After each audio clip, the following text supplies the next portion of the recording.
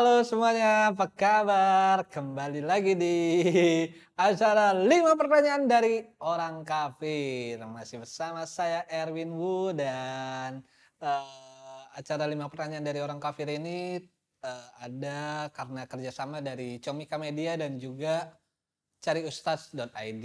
Tidak henti-hentinya saya ingatkan bahwa acara ini ada karena kita ingin menunjukkan bahwa diskusi soal agama, dialog soal agama bisa kita perbincangkan secara santai dan juga fun gitu. Dan masih seperti episode sebelumnya, saya kembali ditemani oleh Pak Ustadz Ahong. Sehat Pak Ustadz? Sehat, Kak Erwin. Sehat selalu ya. Jadi saya udah punya 5 pertanyaan dari teman-teman yang ingin ditanyakan ke Pak Ustadz hari ini ya. Pertanyaan pertama Pak Ustadz dari Lia Bakekok. Nah, dia nanya kenapa puasa dari mulai subuh sampai azan maghrib. Kenapa nggak sampai azan duhur atau azan asar? Mbak Kekok Ciluk, Mbak. Nah, Ini ya, aneh namanya. puasa itu kan ujian buat orang Islam, gimana dia sabar, nggak marah-marah, Menahan hawa nafsu. menahan hawa nafsu, gitu kan.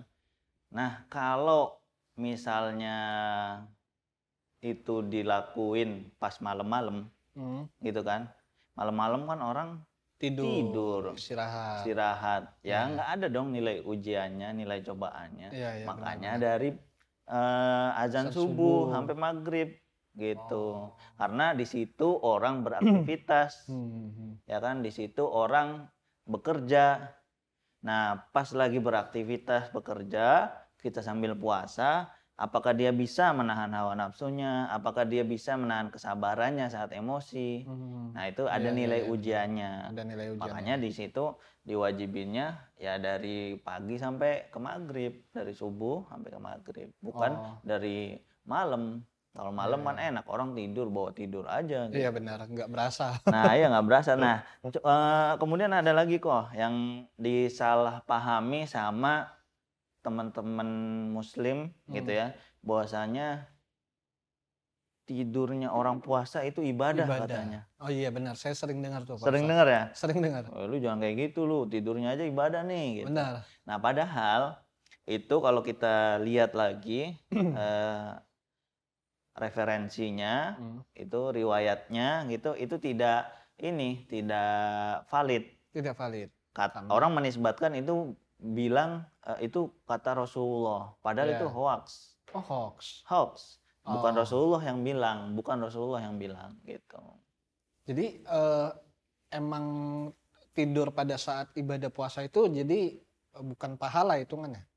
Ya tergantung sih, kalau misalnya tidurnya cuman beberapa jam dan nggak mengabaikan aktivitasnya sehari-hari, apalagi yang udah berkeluarga gitu kan, yang udah berkeluarga tetap nyari rezeki buat keluarganya gitu, nggak mengkambing hitamkan tidurnya orang puasa itu ibadah, ya nggak masalah gitu kan, cuman buat ini aja, lagi capek tidur sebentar nggak masalah, tapi jangan sampai seharian penuh itu tidur. Dari mulai sahur sampai mau buka tidur mulu. Lah kalau konteksnya untuk orang-orang yang sedang tidak bekerja, pengangguran gitu mungkin.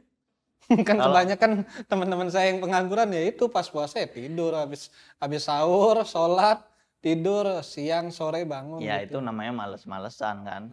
Kalau kayak gitu males-malesan. Udah lu tahu lu nganggur ya jangan tidur dong, nyari kerja gitu kan. Bener. Nah gitu, jadi jangan mengkambing hitamkan itu ya, itu hoax mengatasnamakan Rasulullah. Padahal Rasulullah nggak pernah bilang gitu. Ya tetap beraktivitas seperti biasa aja. Mau tidur ya tidur, tapi ya jangan 8 jam juga. Gitu. Nah tapi itu ketetapan dari azan subuh sampai buka puasanya di azan maghrib itu dari zaman Rasulullah atau? Iya, jadi namanya ya saya juga belum tahu rasionalisasinya seperti apa, tapi tadi hikmahnya seperti itu ya. Iya, hikmahnya seperti itu. Tapi memang di Al-Qur'an sendiri ada. Ada di Al-Qur'an. Hatta yatabayyana lakumul khaitul abyadu minal khaitil aswadi minal fajr. Itu di surah Al-Baqarah. Yang gitu. artinya? Ya intinya sampai sampai fajar fajar sodik itu ya azan subuh itu sampai Maghrib. Gitu. Jadwal puasanya ya. Iya. Oke, siap, Ustadz. Kita ke pertanyaan kedua, Pak Ustadz. Ini ada pertanyaan dari Roni Mujair. Nah, dia lapar. Nggak tahu nih Pak Ustadz. Saya cuma bacain aja nih namanya. Dia bilang, saya Kristen, ada teman saya Islam yang ta'aruf. Sebenarnya ta'aruf itu apa? Iya, gini. Dulu orang ngenalnya istilahnya pacaran. Pacaran, benar. Ya, pacaran. Nah, kemudian belakangan dikenal istilahnya ta'aruf. Ya. Kalau kita misalnya lihat di Kamus Besar Bahasa Indonesia, pacar itu apa? Pacar itu adalah kekasih kita yang belum memang ada ikatan pernikahan. Benar. Ya gitu kan. Nah, kalau kita ngerujuk, kita lihat etimologinya atau induk katanya, itu berasal dari bahasa Sanskerta.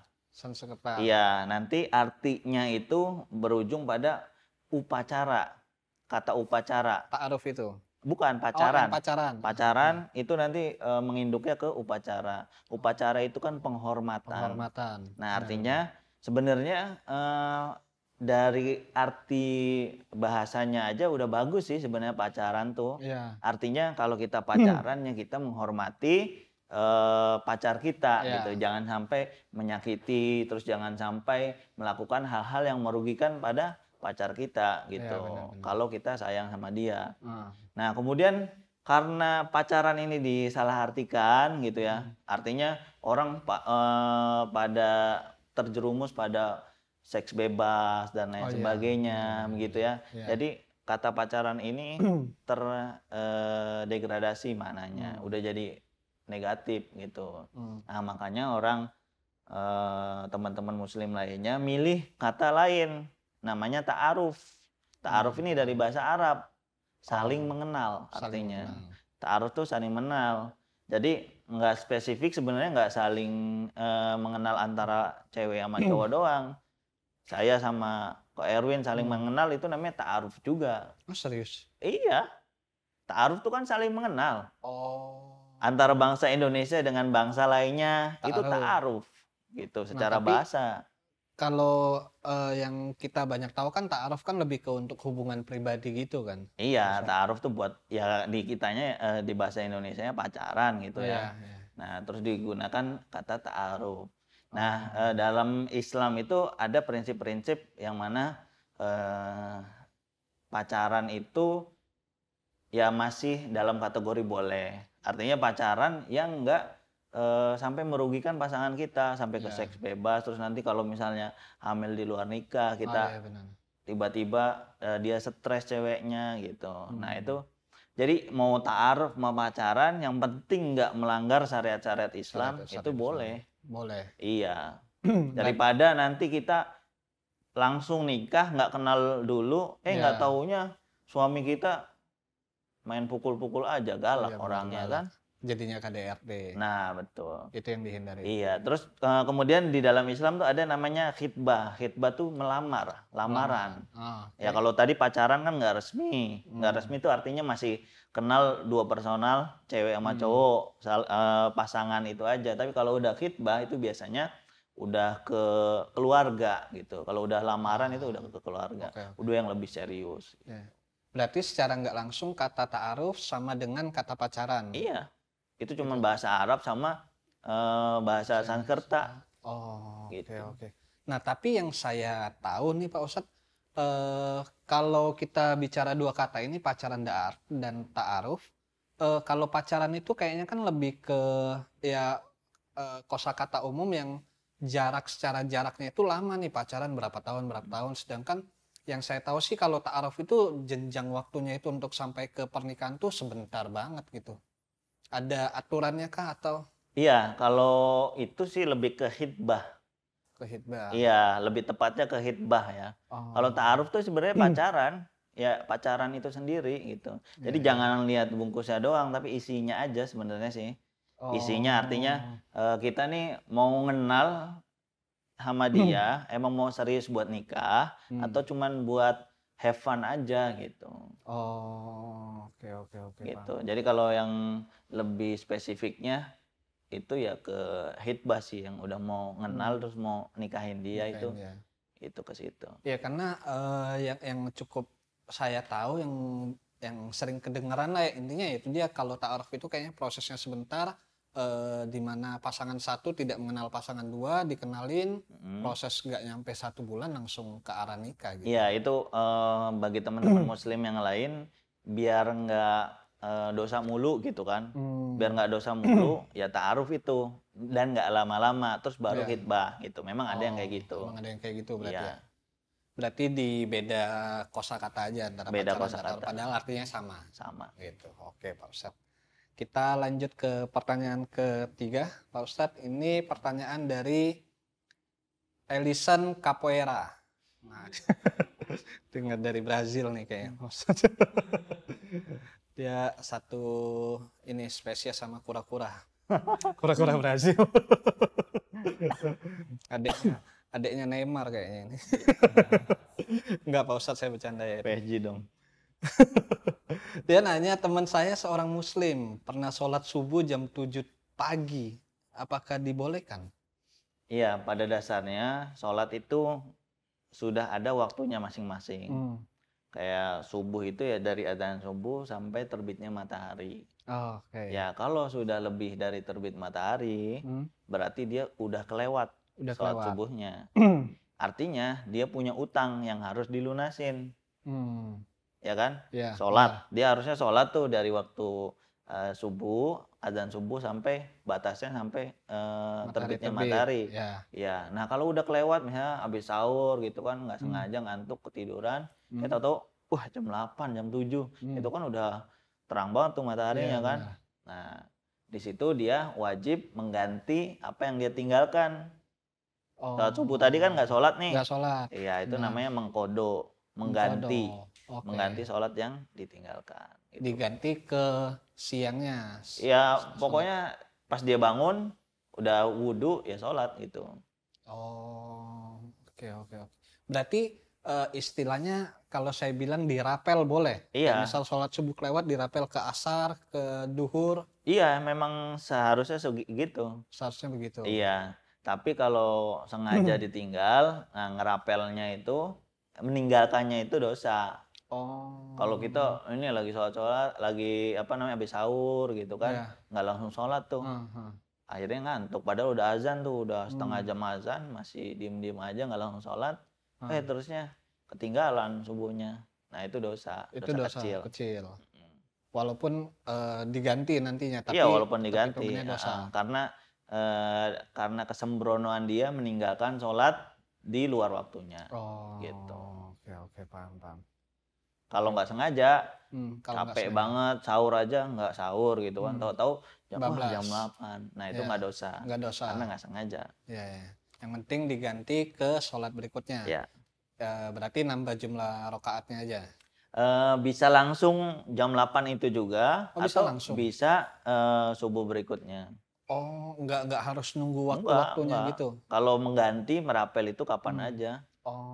Ya ibarat kita punya utang gitu kan, kalau udah punya duit langsung ya jangan nunggu aja.